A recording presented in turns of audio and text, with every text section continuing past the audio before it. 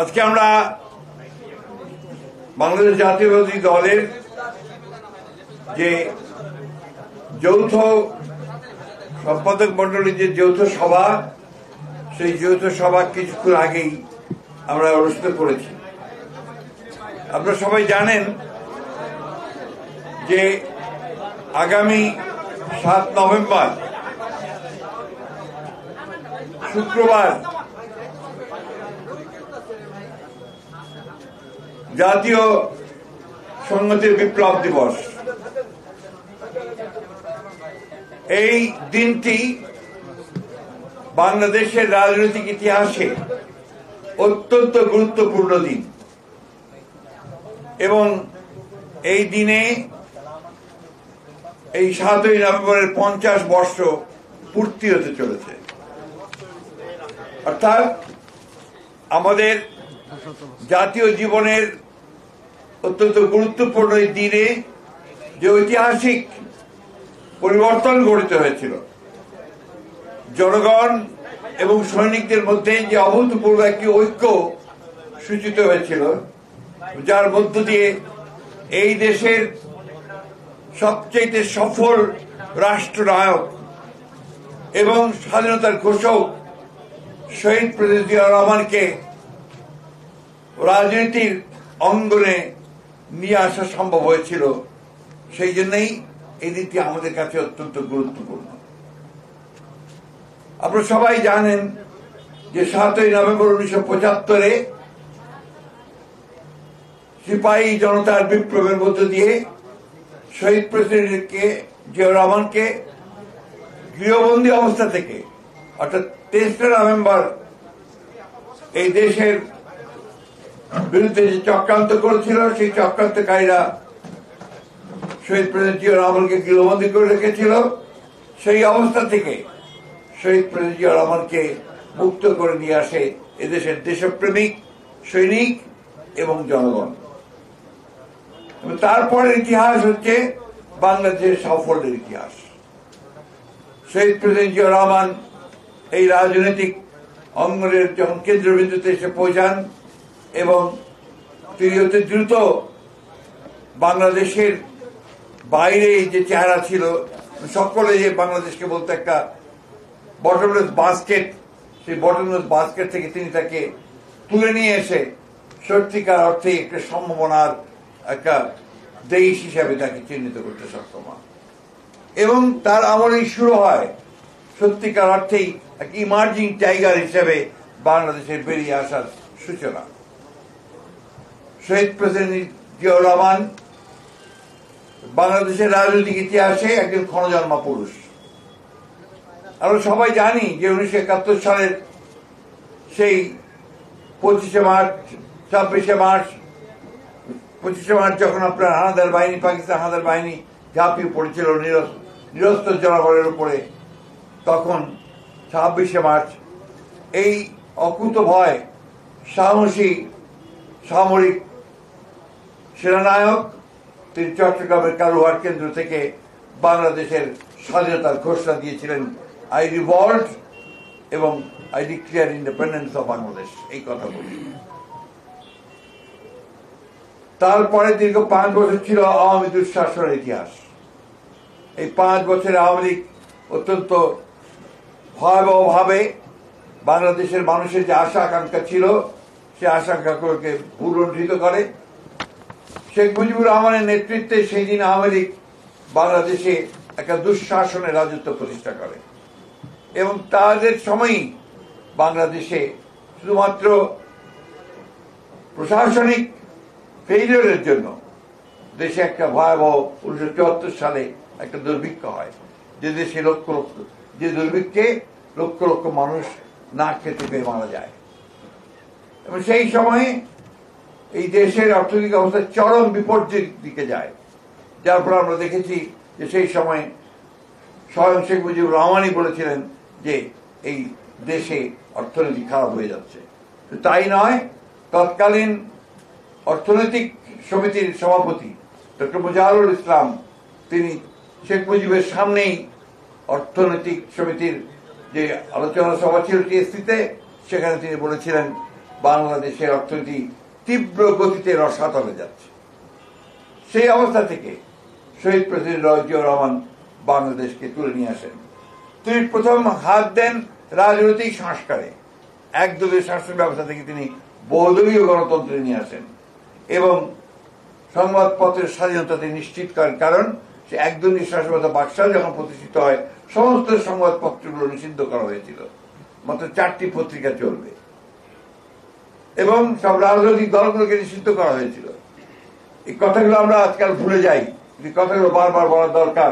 এই জন্যই বলা দরকার যে শহীদ প্রেসিডেন্ট জিয়াউর রহমান সেই অবস্থা থেকে বহুদলীয় গণতন্ত্রে ফিরিয়ে নিয়ে এসেছিলেন, সংবাদপত্রের স্বাধীনতাকে নিশ্চিত করেছিলেন। তখন অনেকগুলো সংবাদপত্র চালু হয়েছিল। বিচার বিভাগের স্বাধীনতা তিনি নিশ্চিত করেছিলেন। এই যে আপনার সুপ্রিম জুডিশিয়াল কাউন্সিল তিনি গঠন করেছিলেন, যেটা আজকে আবার এতদিন পরে এই আপনার সংস্কারের যে আলোচনা, সে আলোচনার মধ্যে এসেছে।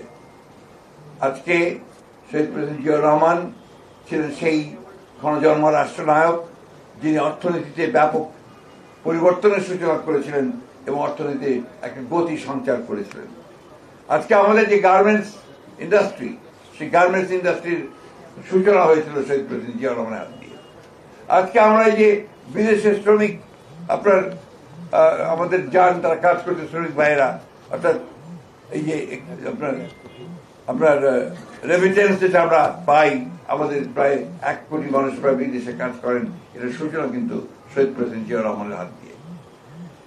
নারী শিক্ষা এবং নারীদের ক্ষমতায়ন, এই ব্যাপারে জিয়াউর রহমান সাহেব অগ্রণী ভূমিকা পালন করেছিলেন। শিক্ষা ক্ষেত্রে তিনি একটা অভূতপূর্ব পরিবর্তন নিয়ে এসেছিলেন। শিক্ষায় তখন আপনার একটা রীতিমতো একটা পরিবর্তন সূচিত হয়েছিল। কৃষিতে বিপ্লব সূচনা হয়েছিল আপনার খাল খনন কর্মসূচির মধ্যে দিয়ে, উচ্চ ফলনশীল বীজের আমদানি দিয়ে এবং সার ব্যবস্থাপনাকে তিনি কৃষকদের কাছে গ্রহণযোগ্য করেছিলেন। শিল্পে 3 শিফট কাজ হয়েছিল, শ্রমিকরা তখন 3 শিফটে কাজ করত। শিল্প আপনার নতুন একটা কর্ম উদ্দীপনা সৃষ্টি হয়েছিল। অর্থাৎ তার সেই শাসন আমলে দেশ একটা কর্মযজ্ঞে নেমে পড়েছিল। দুর্ভাগ্যজনকভাবে শহীদ প্রেসিডেন্ট জিয়াউর রহমানকে আবার সেই বাংলাদেশের শত্রুরা তারা নির্মমভাবে চট্টগ্রামের সার্কিটাতে হত্যা করে এবং হত্যার মধ্যে দিয়ে আবার সেদিন একটা কালো অধ্যায়ের সূচনা হয়। কিন্তু আমরা বারবার যে কথা বলে এসেছি যে শহীদ প্রেসিডেন্ট জিয়াউর রহমান যে দর্শন দিয়ে গিয়েছিলেন, বাংলাদেশি জাতীয়তাবাদের যে দর্শন, সেই দর্শন কখনো পরাজিত হতে পারে না এবং সেই জন্যই বিএনপিও কখনো পরাজিত হয়নি, বারবার জেগে উঠেছে। একেবারে সেই ধ্বংসস্তূপ থেকে ফিনিক্স পাখির মতোই বিএনপি জেগে উঠেছে।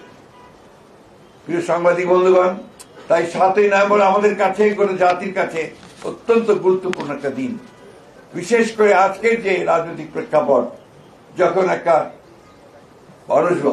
অনিশ্চয়তার হতাশার মধ্যে চলে যাচ্ছে এবং প্রত্যেকটি মানুষ বারবার চিন্তা করছে কি হবে, কি হতে পারে।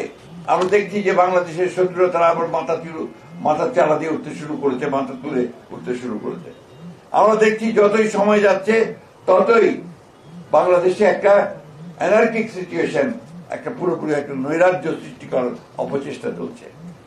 দুর্ভাগ্যক্রমে আমরা দেখছি যে সোশ্যাল মিডিয়াতেও সেই প্রোপাগান্ডা, আপনার মিসইনফরমেশন, মিথ্যা প্রচার দিয়ে বাংলাদেশে একটা আপনার নৈরাজ্য সৃষ্টি করার প্রক্রিয়া চলছে। আজকে তারই প্রেক্ষিতে 7ই নভেম্বর আজকে আমাদের কাছে অত্যন্ত গুরুত্বপূর্ণ। শহীদ প্রেসিডেন্ট জিয়াউর রহমান যেভাবে জাতিকে ঐক্যবদ্ধ করেছিলেন, আজকে একইভাবে আমরা দেখছি যে আমাদের নেতা জনাব তারেক রহমান সাহেব, তিনি আজকে সেই সুদূর থেকে দেশকে ঐক্যবদ্ধ করবার চেষ্টা করছেন, জাতিকে ঐক্যবদ্ধ করবার কাজ করে চলেছেন। এবং দেশের বেগম খালেদা জিয়া যেভাবে আমাদেরকে পরিচালিত করেছিলেন, তার দীর্ঘ 9 বছর স্বৈরাচার বিরোধী সংগ্রামে, পরবর্তীকালে ফ্যাসিবাদী সংগ্রামে, সেইভাবে একইভাবে আজকে আমাদের নেতা, আমাদের তরুণ নেতা তারেক রহমান, তিনি আমাদের দলকে পরিচালিত করছেন এবং জাতিকে নতুন আশা যোগাচ্ছেন। তাই সাংবাদিক বন্ধুগণ, আমরা এই যৌথ মিটিংয়ে সবাই সিদ্ধান্ত নিয়েছি যে এবার 7ই নভেম্বর আমরা যথাযোগ্য মর্যাদার সঙ্গে পালন করব। সেই জন্য আমরা কতগুলো আপনার কর্মসূচি গ্রহণ করছি, সেই কর্মসূচিগুলো আমি আপনাদেরকে জানাচ্ছি। আমরা 10 দিন ব্যাপী কর্মসূচি নিয়েছি। এই কর্মসূচিতে 5 নভেম্বর থেকে 13 নভেম্বর পর্যন্ত আমি আপনাদেরকে শোনাচ্ছি। 7 নভেম্বর মহান জাতীয় বিপ্লব ও সংহতি দিবস উপলক্ষে ওই দিন সকাল 6টায় নয়াপল্টনের বিএনপি কেন্দ্রীয় কার্যালয়ে সহ সারা দেশে দলীয় কার্যালয়গুলোতে দলীয় পতাকা উত্তোলন করা হবে। 2 নম্বরে দিবসটি উপলক্ষে 7 নভেম্বর সকাল 10টায় দলের জাতীয় নেতৃবৃন্দ সহ সকল পর্যায়ের নেতাকর্মী মহান স্বাধীনতার ঘোষক সাবেক রাষ্ট্রপতি শহীদ প্রেসিডেন্ট জিয়াউর রহমানের মাজারে পুষ্পস্তবক অর্পণ করবেন ও ফাতিহা পাঠ করবেন। এই দিবসটি উপলক্ষে বিএনপির উদ্যোগে 7 নভেম্বর 2025 এটা মহানগরের উদ্যোগে, ঢাকা মহানগরের উদ্যোগে শুক্রবার বেলা 3টায় নয়াপল্টনস্থ বিএনপি কেন্দ্রীয় কার্যালয়ের সামনে থেকে র্যালি অনুষ্ঠিত হবে। ওই দিনই সারা দেশে বিএনপির উদ্যোগে জেলা ও উপজেলা পর্যায়ে র্যালি অনুষ্ঠিত হবে।